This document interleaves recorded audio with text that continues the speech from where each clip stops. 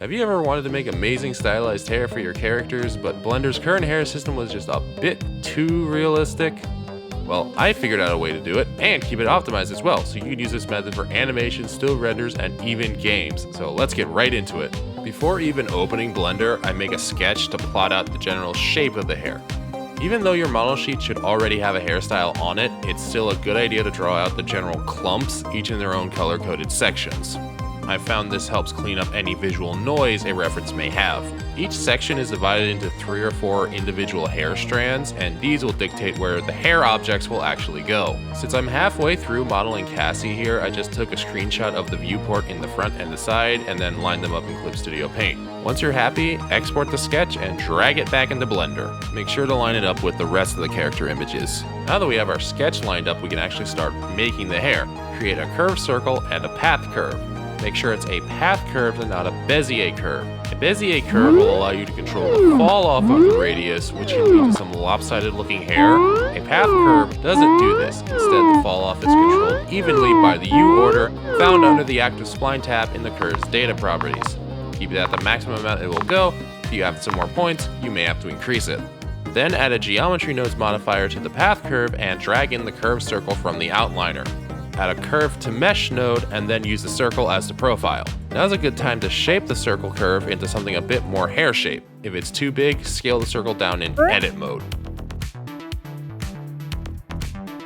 Now if you turn on wireframe view, you'll see the curve object is pretty geometrically dense. Now you could just manually readjust the resolution preview for each curve individually, but that could get tedious, especially if you forget to do it till the end of the hair creation process. So we're going to use it procedurally, using a couple of resample curve nodes set to count. This is why we're using geometry nodes as opposed to just using the curve's profile object. Put one of the resample nodes on the profiles node line and the other on the paths node line. And now you can dynamically adjust the amount of resolution your hair clumps have.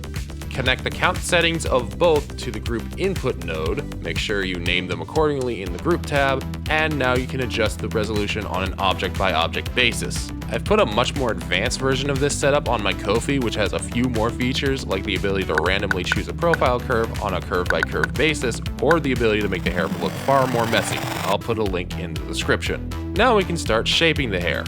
As a rule of thumb, I keep each color clump to its own curve object while duplicating individual curves for the strands in said clump. For example, this front green bit has 4 strands in it, so the curve object has 4 separate sub-curves. Make sure to shrink the tips of the curves down by 0 by selecting the tip and pressing Alt+S and 0.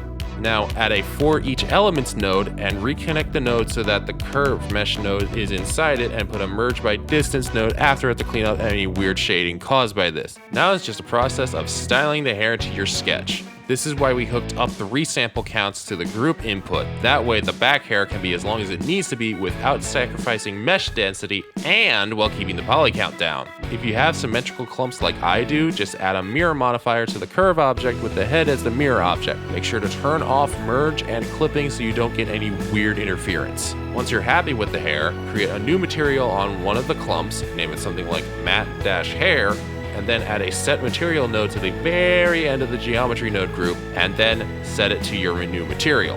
And once that's done, convert all the hair objects to meshes by right-clicking on them and clicking Convert to Mesh. I highly recommend duplicating your hair curves and converting the duplicates rather than the original. That way you can go back and edit the original curves if you need to at a later point. And that about covers the hair creation process, or at least my version of it. This is one of the more easy parts of character creation, and it can be quite a bit of fun once you get into a groove, but that's all I've got, so I will see you in the next video. Bye bye!